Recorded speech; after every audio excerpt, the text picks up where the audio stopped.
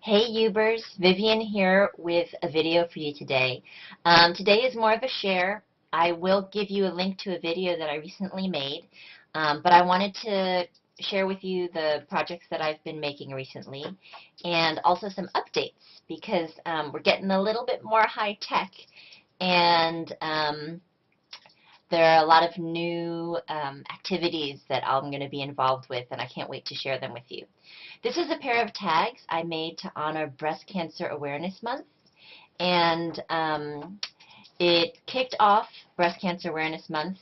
This project kicked off the month at a website called craft-e-corner.com, and they actually sell a ton of product, and they are very well stocked with Hampton Art Stamps products.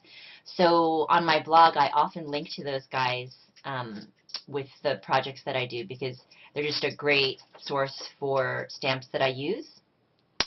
So the tags use all Hampton Art stamps, and if you check out their October 1st post, you'll be able to see the complete supply list. So that's craftecorner.com. And for the tag on the left, I created a little bit more of a shabby feel. I used some paper flowers that I got from Hobby Lobby and frost white pigment ink from Clear Snap, and some perfect pearls in the centers of all those beautiful little blooms that you've probably seen me use before, and some feathers that I got from the pond where we walk our dogs. And the papers are basic gray, and those papers came out for, I believe, last year's Valentine's Day. I don't know if they're retired, but I think you can still find them on various sites. Really rich, distressed, saturated pinks. And this tag, I used Echo Park, and I remember the name of this pad. It's Echo Park's Yours Truly. And these really cute cloud stamps from a Hampton Art stamp set. And the love sentiment comes from the same stamp set. And that's available at Crafty Corner. And to make those cute little hearts pop, because that's part of the stamp, I've used some glitter pens from Sakura, or Sakura. That's actually, I think that's the actual pronunciation. If you hear some licking in the background, that is my dog Pupusa, who has taken to licking any part of my skin that's, can you hear it? That's accessible. So she's licking my elbow right now. I don't know why she's doing that. Anyway, these tags are also on the Facebook banner for Hampton Art right now. So if you haven't liked Hampton Art yet, go ahead and do that. I also started a Facebook public page.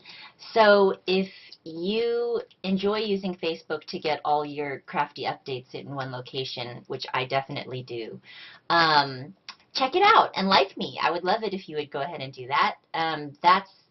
You could find me. I'm contadinaK, and it's the public page. It's contadinaK, actually, Papercraft and Mixed Media by Vivian Sangsoon K.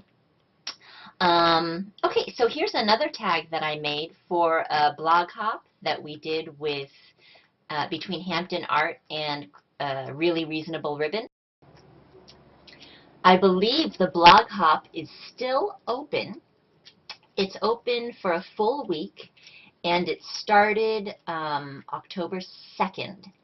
So you have, I believe, at least through Monday to hop along and qualify to win prizes. I believe you get a bunch of goodies from Hampton Art and a $20 gift certificate to Really Reasonable Ribbon, which actually is a really good gift certificate because you can get so much really nice stuff from that company. A lot of cool fibers, shimmery fibers, natural fibers. I've been using the natural fibers a lot in a variety of projects I've been doing recently. And actually the organza. Here I did my chevron reinterpreted technique. with some fuchsia organza from that company. And just by overlapping the organza a little bit, you get some areas of more intense hue. This tag also used Victoria Park collection papers from Lily B. And you've seen me use this wood block stamp before. That's my favorite wood block stamp from my first shipment from Hampton Art. Here you can see a close-up of the focal image. That's a little bit of smooch spritz. And here's a little close-up of the chevron reinterpreted technique. You've seen me do that before. I thought it would be a really great way to showcase the ribbons from Really Reasonable Ribbon. I'm going to try to get this video posted today in the AM, which shouldn't be too difficult because there's actually no footage. It's all shots that I'm just sharing with you guys. So that way you can, if you like to hop, you can join us. Some really cool projects along the way. So I don't know if you guys were aware, I designed for a local scrapbook shop in San Jose, which is where we'll be moving shortly. It's called Scrapbook Island. And each month they give me a box of goodies, most of which are from one manufacturer. This is my first project I'm going to share with you from the box that I got for September projects. And you experienced crafters will probably recognize it. It's a rather new collection from my mind's eye called The Sweetest Thing. And I think within the Sweetest Thing they also have a couple of different collections. And they might have been mixed in this one, but I just absolutely love these papers. They were really easy for me to work with my sensibility. And they gave me a bunch of stuff, but they actually didn't give me that many embellishments. So I handmade almost all of these, which was really fun. I don't know if you recognize the larger bloom is a Spellbinder's rosette. It's the larger one. I forget what it's called. And the smaller one is a Sizzix 3D flower. And I just used the heck out of my Martha Stewart leaf punch. I did get some basil, darker yellow flowers. That's one of them. And Scrapbook Island gave me that cute little fiber, which I just wrapped around a little bar of the cool muted colored papers. And that's the smaller cluster to balance the larger cluster that I had on the left. I was also able to make a card and a tag out of the products that they gave me with a little bit left over that I'm going to hoard. So I did the same type of clustering with this card, and that sentiment is from my well-used sentiment stamp set from Doodlebug. Here you see a close-up of the clustering of mostly handmade blooms. That includes Cosmos from Martha Stewart and a tiny little flower punch from Fiskars, and one of those chunkier punches from Martha Stewart that's a punch around the page punch, and that's what I used for the butterfly. And then that fiber that was given to me by Scrapbook Island was just a nice little finishing touch and matched perfectly with the papers that they gave me. So I think Christine at the shop puts together all of these beautiful boxes for the designers, and she does a really good job. This was my last project for Scrapbook Island for the month of September, and you're seeing my favorite wood block stamp again, that little graphic flower. I promise I won't use it anymore. It's just, I love it so much. Okay, so these butterflies came from an EK Success punch. And that one is like 3-in-1, so it's a little bit thicker, but I love those punches because they're really compact. And I was able to use 3 of those beautiful little enamel dots from my Mind's Eye, The Sweetest Thing collection. They come in a small package with a couple of different sizes and colors of enamel dots, and those were really cool little element in that collection because they add a different kind of texture to your projects. So I'm going to keep my eyes open for more of those in upcoming releases. Okay. So for October, they gave me at Scrapbook Island Birdsong collection from Graphic 45. I think this is my favorite collection by far of all the ones that I've seen from them since I began crafting. It's very Asian inspired. It's kind of, well, there are some Japanese elements, there's some Chinese elements, there's some more traditional designs as well as more modern designs. I'm going to give you guys, my faithful, loyal YouTube subscribers, a little sneak peek to not just the detail shots, but also the full shots. I was a little bit hesitant about doing it, but then I saw the owner of Scrapbook Island post full shots of these projects on their Facebook page, so I don't feel too bad about sharing it with you guys here. So this bloom was handmade with a leaf punch and a new package of gelatos, Faber-Castell gelatos that I got myself in the last month. I used them to create this sort of subtle ombre effect with the bloom, and I thought that would go really well with the kind of modern, funkier papers in this collection. I believe this month, October, on the Hampton Art blog, you can see a stepped-out tutorial for another card that I made, which shows how I put together that bloom as well as a couple of other techniques. Here's the full shot of the card. It's, I believe, about 4 inches by 4 inches. It's a square, and that dream sentiment comes from a sticker on their sticker sheet. I wrote about this on my blog. What I love about this collection is that there are a few sheets where you have so many cuttable focal images housed in one sheet. So you could buy some just more backgroundish papers, just a few of those, and then maybe a few of those papers that I'm talking about, and just get a ton of projects out of them. I know there are a lot of people who love Asian themes in their clothing or artwork or whatever. If you have friends like that, I would really suggest buying this collection because it's just chock full of all of that kind of stuff. So, so you guys get to see the full shot here. I'm not going to reveal this one on my blog until October comes to an end.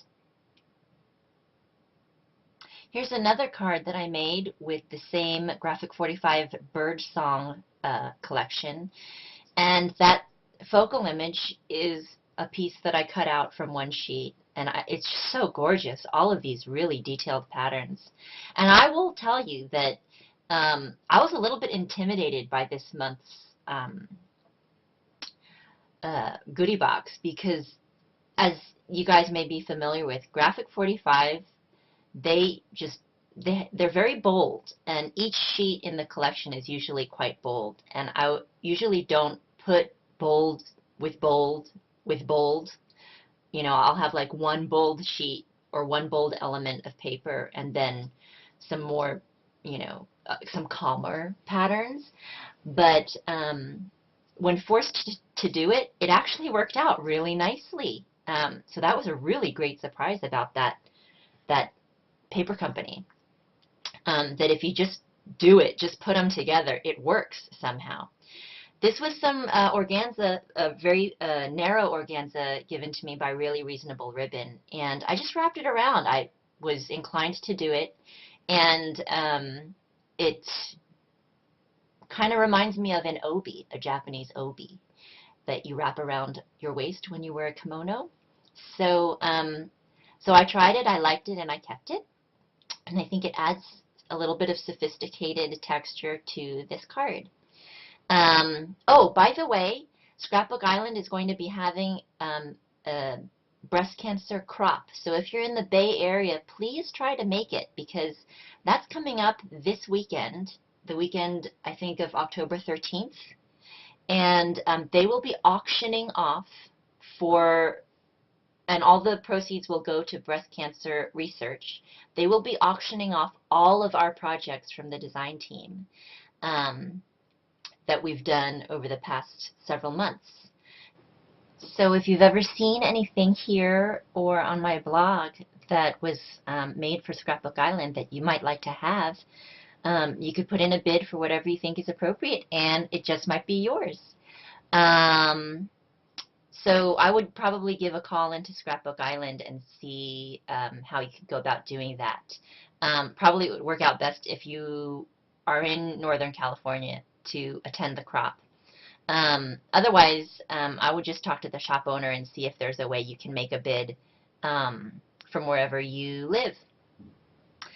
This is the last card I made for October for Scrapbook Island, and that focal image is another small piece of one sheet of the collection that makes just a great focal image. And the fiber is also from Really Reasonable Ribbon. I've been using that one a lot. It's, I believe, called Mesh, and in their natural fibers section of the website. I actually split that in half so it's not as wide for a few other projects and just frayed it a lot to add some really fun natural texture to another project that I'll share with you at the end. I received some fringed tulle in October's box, and what I ended up doing, this project, which is just, I just have a detail shot here, was a real big challenge for me. I sat there staring at that thing for a long time before starting to work on it. But anyway, this is the fringed tulle that I just rolled up to make kind of a sloppy little bloom. I really like it though. I'm going to try to use it more. I bought some bolts of tulle from the Fabric District in downtown LA, and I think I might just fringe my own and make more of these. They were really easy. I got some of those pins from Petaloo, so I shoved those decorative pins in my bloom. And then the Bling Flourish is from Zva Creative, and I also hot glued some little black balls that came with the box around the inner portion of the opening. Have you guys made many shadow boxes? I'd love to hear what your experience has been. This was actually my first shadow box ever, and I looked to my design team members at Scrapbook Island for a little bit of advice because I didn't know whether I should create like a little scene inside, but what seemed to be practical and what people might want to have for sure is sort of like a dimensional frame, so just making the inside like a layout. And do you see what I'm talking about? How all of these really bold patterns somehow just work. So I was really excited about that, and actually the process of Mod Podging the papers down and painting the shadow box, sanding the edges, felt very meditative, and in the end I really enjoyed making that. I actually didn't want to part with it once I was done. So this little bird image in the bottom was part of one of the larger sheets. It's like a little postage stamp. I decided to use that as a little journaling spot, so that's just nestled inside a strip of butterfly designed paper on their strip sheet. And I believe the brads were actually Bow Bunny, etc. collection. And then I also shoved another little tag piece behind my mat for the photo. No photos, because these, I'll remind you, are auctioned, so people can put their own photos in. And there's a little shot of the inside. I just cut out little strips of the patterned papers to adhere to the inner wall. So this was the card I made for DCWV's Stackaholic Challenge for September, and I was in the top 10. So we work with a sketch that they give us, and it just gets your crafty chops moving. and get some exercise. I think it's a great thing. And I don't know if you're like me, but I have tons of DCWV stacks. Like, they occupy a full shelf on my bookshelf. So it's a great way to pull them out and get them used and not hoard. So this one won for September. Here's a detail shot of my bloom. Loved those sherbet colors in this was the homespun stack. And the brad was from my mind's eye. And the button was from my stash. The seam binding I had gotten from Joann's, and it's the brand that's most often carried, called from Wrights. It's from Wrights. I was in Michael's several weeks ago, and I, for the first time, picked up the DCWV Trade Winds stack, and I'm totally in love. It is just so rich with foiling and muted colors and beach-like feelings. It really reminded me of sort of like Nantucket beaches, northeastern beaches in the winter, and sort of nautical elements. So this is the card that I entered for October. Was that? No. Oh, okay, wait. That was for September. So the first card was August, and the second card was September. So this is September, and I got top 10 for September too. So what they do is they select from among the top 10. They randomly select, and then a few people win some more stuff from them. I wanted to share with you that I had applied for their design team call, and I'm telling you, that was the best I could have done. I couldn't have done any better with those submissions, and I didn't get it. But in the end, I was really proud of the projects that I made, and I'm glad that I did it. If you guys are inclined to apply for these design teams, I would suggest doing it and just having a really positive attitude about it. Could really help your craft grow. Just the process of applying. That in itself, I think, can help your craft grow immensely. And who knows, you may get it. If your schedule allows, I think that's something to really consider because it is a lot of work. Speaking of design teams, I tried out for a new online magazine called PaperHaus. I don't know if you noticed the watermark in the top left-hand corner, but this was my first solo project for their online magazine. The designers on the team will primarily be responsible for keeping the blog active in between issues. I think the issues are seasonal. I'm extremely excited about this opportunity because the people involved, the editor, the design team coordinator, the designers, are all really talented. And what I love about this magazine is that they selected a diverse range of designers with diverse styles.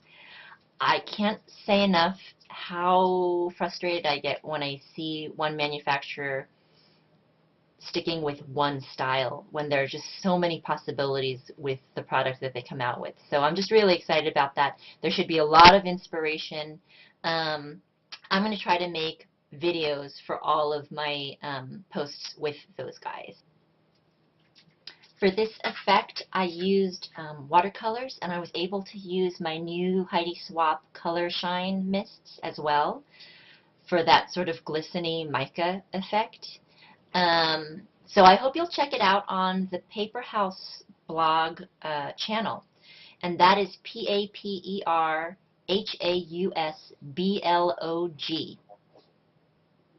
So it's all one word, PaperHaus blog, and you'll see my video. It's the first one that they have posted. There should be many more to come. I'm going to try to do all videos for those guys. And if you're feeling it, hop on over there and show me some love. I have a detailed list of supplies and a detailed video explaining how I made this garden journal. I can't believe I filled up about 25 minutes with pictures and talking. But thanks so much for sitting through and enjoying some of my eye candy. As you know, these videos are made for you when you have a little break in your day and you want a little cup of tea or a cup of espresso, and you want to sit and listen to someone pontificate on craft. You know you're in the right field when you could talk forever about one thing. I hope you'll check out my video at the PaperHaus channel, and stop by my blog if you get a chance. I'm now on Facebook, so there's a link on my blog. You just click like, and you'll be hooked up with me on Facebook. Until next time, thanks so much for watching, and oh, FYI, all the videos, including the PaperHaus video, are now done on an HD camera. So the picture will be great. I'm so excited about that. That was a present from my wonderful man. Okay, I'll see you guys later.